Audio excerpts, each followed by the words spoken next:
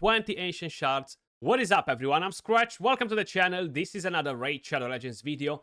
Today, I'm gonna share with you guys the #1 tip for champion chase tournaments. Now, I know I've shared it in the past, but I wanna kind of like show you how I'm going to complete this one this time around.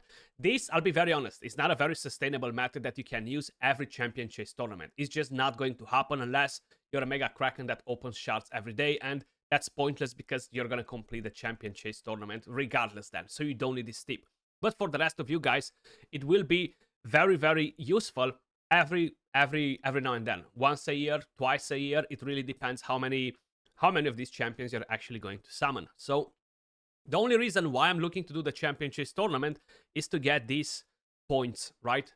The lunar points or whatever the heck they're called. And I need to get all 300 of them because I already skipped 150 or so before, and I cannot afford to skip more. Now, if you're planning to open sacred shards to complete this, stop it. Don't do it because it's the worst return for points on a sacred shard. Don't do it no matter what. Open some ancients, even if it's a 2x on, ignore that, okay? Because you're going to get drained, okay? Your sacred shards will disappear like this. 4,200 points. One epic champion gives you 250 points. So you need to open 15 plus sacreds. And if you get 1 or 2 legendaries, with 15 sacreds, you're going to complete this event approximately. I haven't really done the math, but 10 sacreds, 2,500 points, then you're still lacking 1,700, okay? So there's the math. But don't do it with sacred shards. How I mentioned, I will open ancients. That is literally the best value for points in a champion chase like this. Voids as well are pretty good, but they are giving you a lot of points in a summon rush or in a deck of fate, like we have one starting tomorrow. Sacreds, you only open sacreds in deck of fate, path of light events, or in summon rush. Do not open them for any other event, unless it's a guaranteed, of course. But I just wanted to point that out. So we're going to open some ancient shards on my account, guys. And the main way on how I'm planning to get 4,200 points is with fusions, okay? This one right here, so both of them are permanent fusions. Rally Keeper requires all of these champions, okay? And 2 of them are farmable from campaign. The other 2 can be summoned. One of them can be basically fused over and over and over and over again. Now, this is a pretty expensive fusion. You need to take all these champions to level 40 and ascend them, okay? So it's definitely much harder than the Broadma fusion. But still, we're going to do one of these, and this is 250 points. Then you have the Broadma.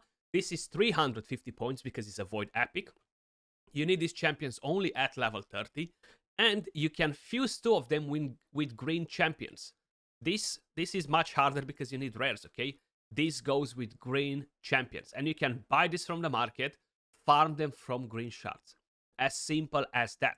So you're going to be left with 2 of these champions, which I would strongly suggest you save them every time you summon one. Don't get tempted to use them as food just to make an S6 star because it's not worth it. This will overall give you a better value when you're going to need it. How I mentioned, it's not a sustainable method that you can use every champion chase event because you're just not able to pull so many champions. But every now and then, once or twice a year, it will be an absolute game changer for you. So I've been saving champions for this fusion probably for the last 2 years, and I've been constantly using them as well, So every now and then I need 500 points, 700 points. So bang, I do 2 fusions and get it done without opening shards. But I've been saving most of the summons, okay? So whenever I'm getting a champion like this, I'm just instantly chucking it in the vault.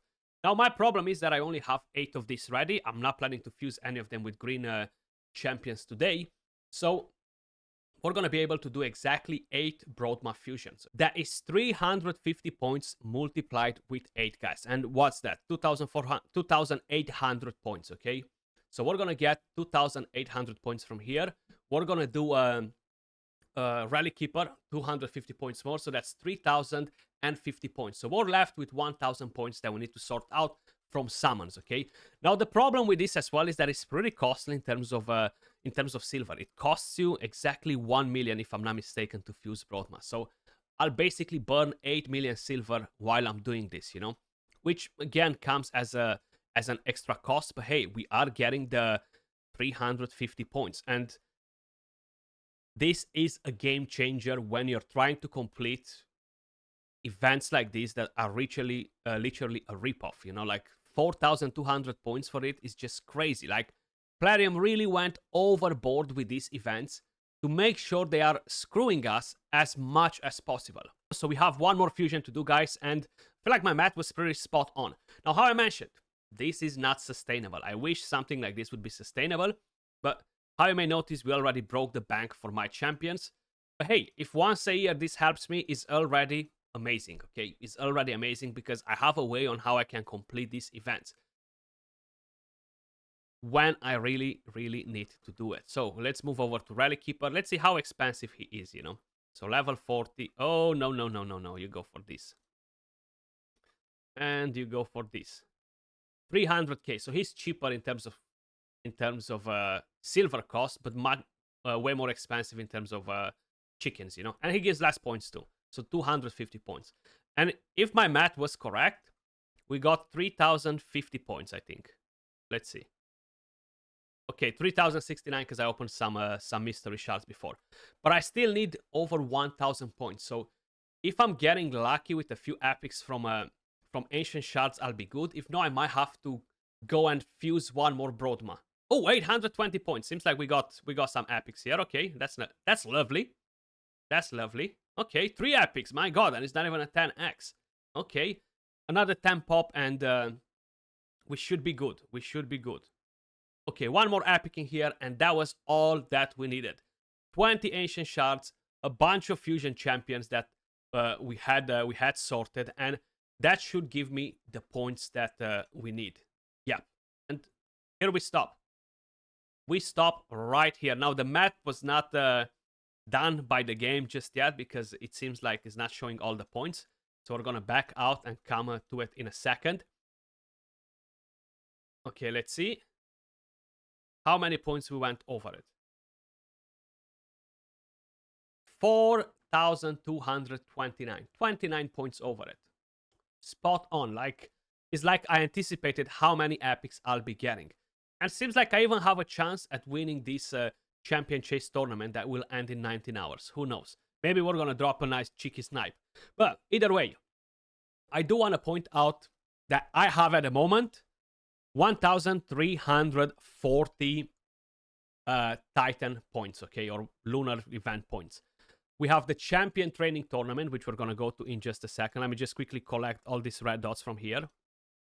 So we have this champion training tournament that gives 100.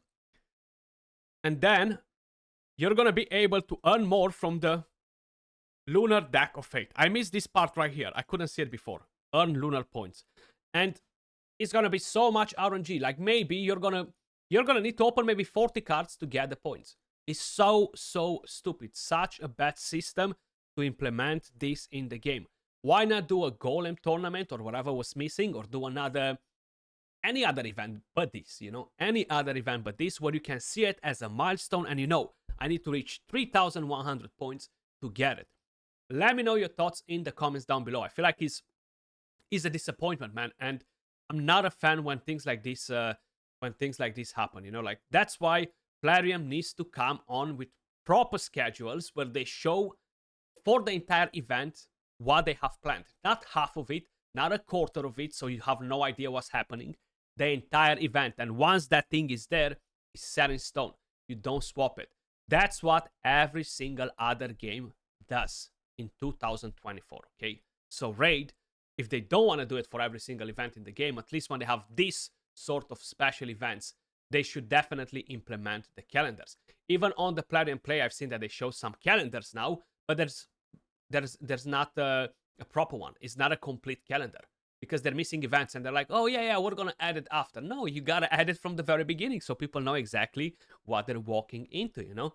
But I'm gonna end it with the rant here, guys, because yeah, I feel like it's not worth my energy. Let me know your thoughts in the comments down below. Hopefully this trick will be helpful for some of you guys. Much love, and I'll catch you all in the next video. Peace.